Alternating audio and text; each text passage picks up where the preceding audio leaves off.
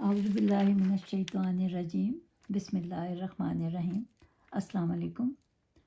आज मैं आपके लिए कुरान पाक की 34वीं सूरह सबा लेकर हाजिर हुई हूँ। एक आयत के अलावा ये मक्की सूरा है। इसके 6 रुकू और 54 आयात हैं। और सबा नाम रखने की वजह के कबीले का नाम सबा था। और इस सूरा में क़यामत का ज़िक्र है, क्योंकि कुफ़ार क़यामत का साफ इनकार करते थे। और इसमें ज़िक्र है कि हज़रत दाऊद अलैहिस्सलाम पर जो रहम व करम किया गया और हज़रत सुलेमान अलैहिस्सलाम पर वो बयान किया गया है। मुशरिकीन कुरान का इनकार करते थे और जो कुछ ज़मीन और आसमान में है सब अल्लाह का बनाया हुआ है। सबको कुरान पर ईमान लाने को कहा गया है और अहले जन्नत के लिए खुशखबरी है कि वो जहाँ चाहें जैसे चाहें रहें। और रब बख्शने वाला मेहरबान है, उसकी हम्द लाजमी है, सुबह और शाम उसकी हम्द करें। जाबिर बिन अब्दुल्ला को हुजूर सल्लल्लाहु अलैहि वसल्लम ने फरमाया कि नेक लोग जन्नत में जाएंगे। काफिर कहते थे कि क़यामत नहीं आएगी और ना हम दोबारा ज़िंदा किए जाएंगे। तब अल्लाह ताला ने ये आयत नाजिल की कि ए पैगंबर, इनको कह दो कि क़यामत ज़रूर आएगी और अल्लाह ज़र्रे ज़र्रे से वाकिफ़ है। और जिसने कुरानी आयत को झुटलाया और एतराज़ किया उनके लिए दर्दनाक अजाब है। और कहा कि क्या वो अंधे हैं जो कुरान की तकज़ीब करते हैं और इसको झुटलाते हैं। और इसमें हज़रत दाऊद अलैहिस्सलाम को अपनी तरफ से अल्लाह ताला ने बहुत बड़ा फ़ज़ल दिया। पहाड़ों और परिंदों को हुक्म दिया कि जब दाऊद तस्बीह करें तो तुम भी करो।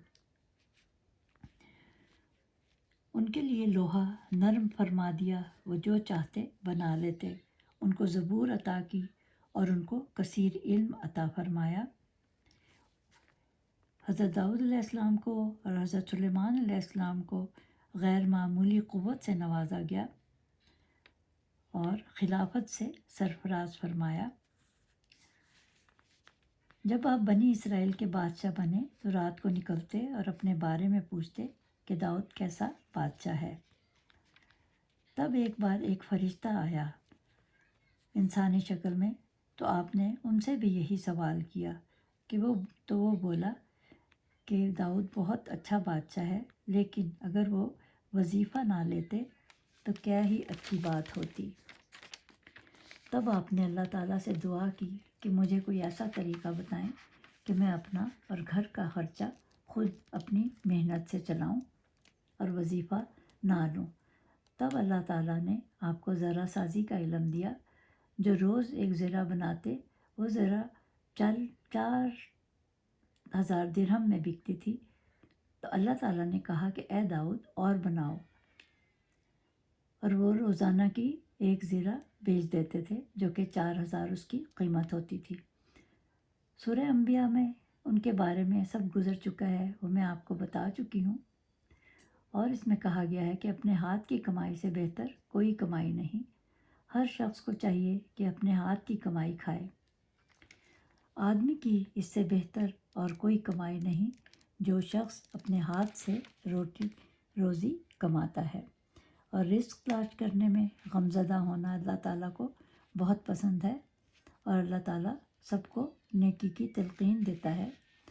और इसमें कहा गया है कि जो शख्स जुमा की नमाज से पहले 100 बार या बसीरू पढ़ ले, अल्लाह ताला उसकी बसीरत में इजाफ़ा फरमा देगा।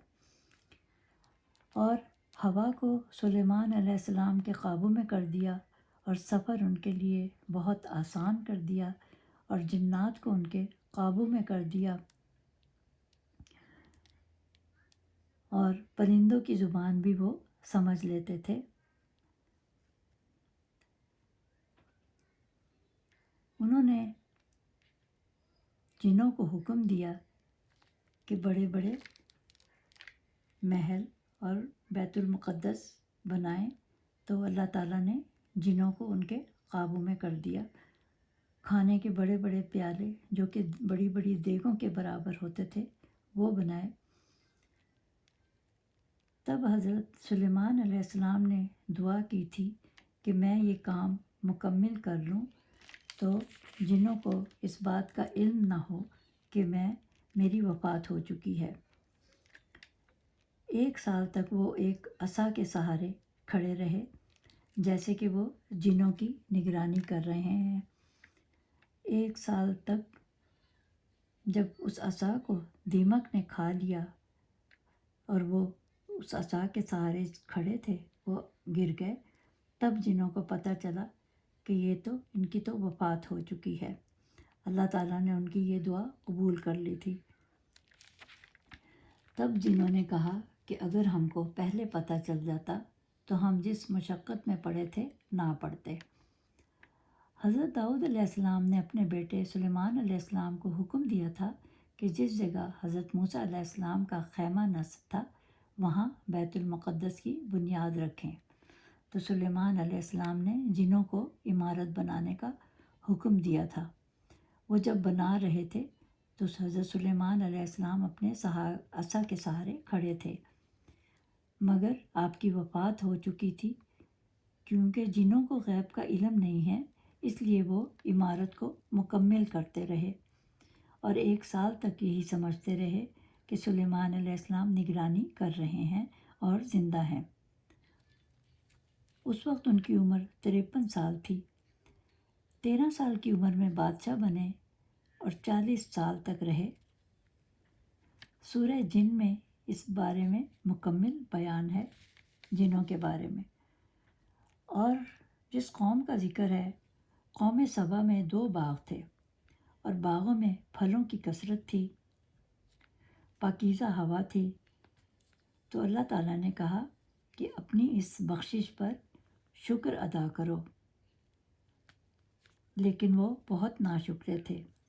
اور کسی نے پوچھا کہ سبا کون ہے؟ تو سبا ایک آدمی تھا اور اس کے 12 بیٹے تھے، مگر وہ شکر گزار نہ ہوئے۔ اللہ تعالیٰ نے ان پر 13 نبی بھیجے جنہوں نے ان کو اسلام کی دعوت دی، مگر وہ نہ مانے۔ تب اللہ تعالیٰ نے ان پر سیلاب بھیجا کہ ان کا سب کچھ تباہ و برباد ہو گیا، اور ان باغوں کو اللہ تعالیٰ نے جنگل بنا دیا۔ اس لیے کہا گیا ہے کہ اللہ کی نعمتوں کا ہر وقت شکر ادا کریں۔ اللہ تعالیٰ کی نعمتوں کا کوئی شمار نہیں، اور اللہ تعالیٰ نعمتوں کی ناشکری کرنے والے کو سزا دیتا ہے۔ اللہ تعالیٰ نے امن و امان والی بستیاں بنائیں، مگر سبا والوں نے ناشکری کی تو ان سب سے محروم کر دیا۔ صبر اور شکر مومن کی علامات ہیں۔ اللہ سب کو شاکر اور صابر بنائے۔ قیامت کے دن ابلیس کہے گا کہ میں نے تم کو بلایا اور تم میرے دھوکے میں آ گئے۔ تو قوم سبا نے شیطان کی پیروی کی اور تباہ و برباد ہو گئے، اور حضور صلی اللہ علیہ وسلم کو حوض کوثر عطا کی، عیسیٰ علیہ السلام کو مردہ زندہ کرنے کی طاقت دی۔ کفار سمجھتے تھے کہ یہ بت ہماری شفاعت کریں گے، مگر ان کو معلوم نہ تھا کہ اللہ جس کو چاہے شفاعت کا حق دے۔ روزی دینے والا صرف خدا ہے اور عطا کرنے والی ذات صرف خدا کی ہے۔ اور کہا گیا ہے کہ الفتاح اور العلیم کو ہمیشہ پڑھتے رہیں تو علم اور معرفت حاصل ہوگی اور مشکلات آسان ہوں گی۔ فجر نماز کے بعد 71 بار پڑھیں تو رزق میں اضافہ ہوگا۔ العلیم الفتاح۔ اللہ تعالیٰ نے حضور صلی اللہ علیہ وسلم کو سب کی طرف خوشخبری سنانے والا اور ڈر سنانے والا بنا کر بھیجا ہے، اور گورے کالے عربی عجمی سب برابر ہیں۔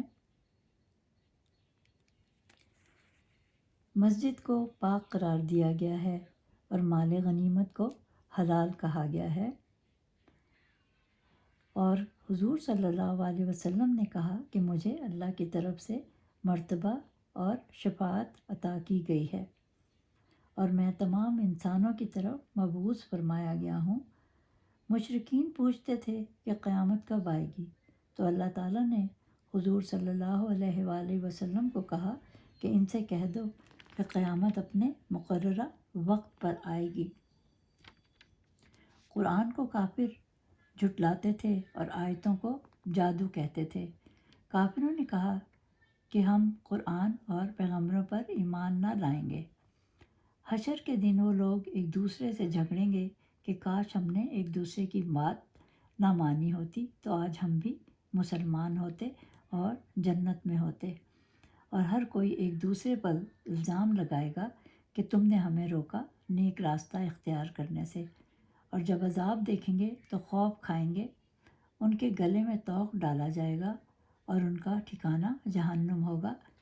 اللہ جس کا چاہے رزق بڑھا دیتا ہے اور جس کا چاہے تنگ کر دیتا ہے۔ اور کہا گیا ہے کہ اگر اللہ کی راہ میں خرچ کرو گے تو اللہ تمہیں دگنا دے گا، اور بخیل کو بربادی ملے گی، اور صدقے سے مال کم نہیں ہوتا، اور تمام پوشیدہ چیزوں کا جاننے والا صرف خدا ہے۔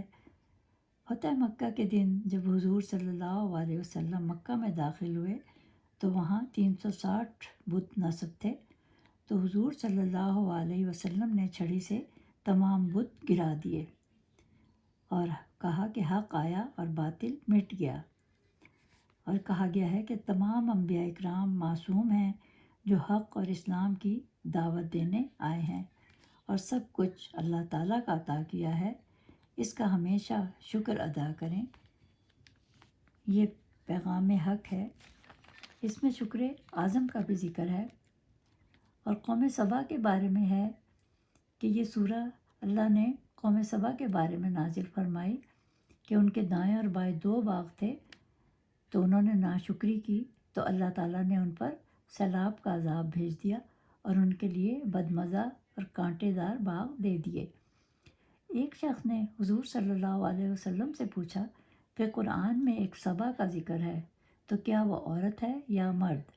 تو حضور صلی اللہ علیہ وآلہ وسلم نے فرمایا یہ ایک مرد کا نام ہے سبا، جس کے 10 بیٹے ہوئے، جن میں سے 6 یمن میں آباد رہے اور 4 شام میں۔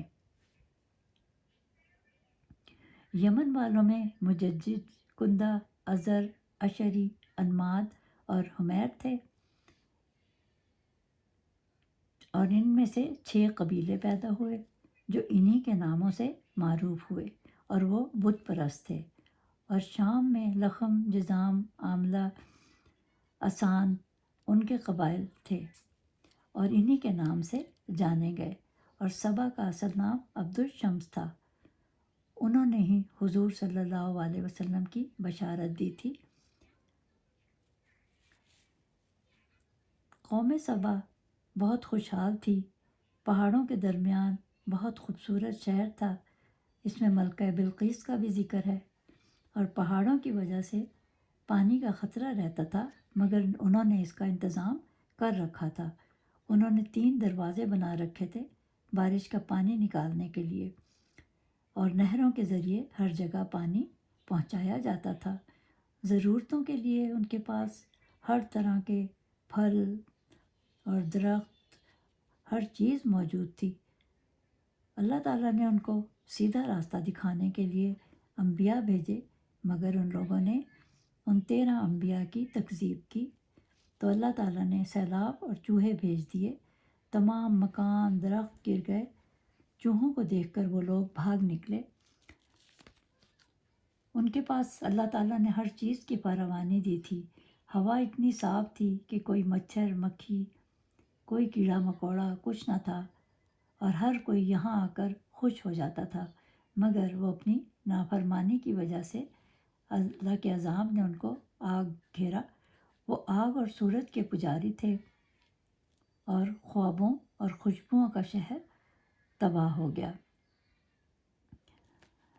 ابو عبیدہ فرماتے ہیں کہ ایک کاہن کو اس کا علم ہو گیا تھا، اس لیے وہ اپنا سب کچھ بیچ کر پہلے ہی وہاں سے چلا گیا، لوگوں کو بھی بتایا مگر وہ نہ مانے۔ اس طرح یہ قوم ٹکڑے ٹکڑے ہو گئی۔ کہا جاتا ہے کہ حضرت سلیمان علیہ السلام اور ملکہ بلقیس کے بعد یہ قوم کافی عرصے تک اسلام کے تابع رہی، مگر پھر ان میں بغاوت شروع ہو گئی، وہ بت پرست ہو گئے، اب وہ نہایت عیش پسند ہو گئے تھے، اسراف کرنے لگے تھے۔ تو اس لیے کفران نعمت کی وجہ سے اللہ تعالیٰ نے ان سے ان کا سب کچھ چھین لیا۔ یہ تو اس صورت کا تھا خلاصہ۔ اب میں اس صورت کے فضائل بیان کر دوں۔ اس صورت کو پڑھنے سے اللہ تعالیٰ کی نعمتوں میں اضافہ ہوتا ہے کہ روزانہ اس صورت کی تلاوت کریں اور دشمن کو زیر کرنے کے لیے ایک ہی دفعہ میں 10 مرتبہ پڑھ کر ختم دلوائیں اور دعا کریں، اور کوئی آفت ہو تو 7 بار کا ختم دلوائیں، اور 41 دن تک پڑھنے سے اللہ تعالیٰ ہر مصیبت کو آپ سے دور کر دے گا۔ امید ہے آپ کو یہ سورت پسند آئی ہوگی۔ اگلی صورت تک خدا حافظ۔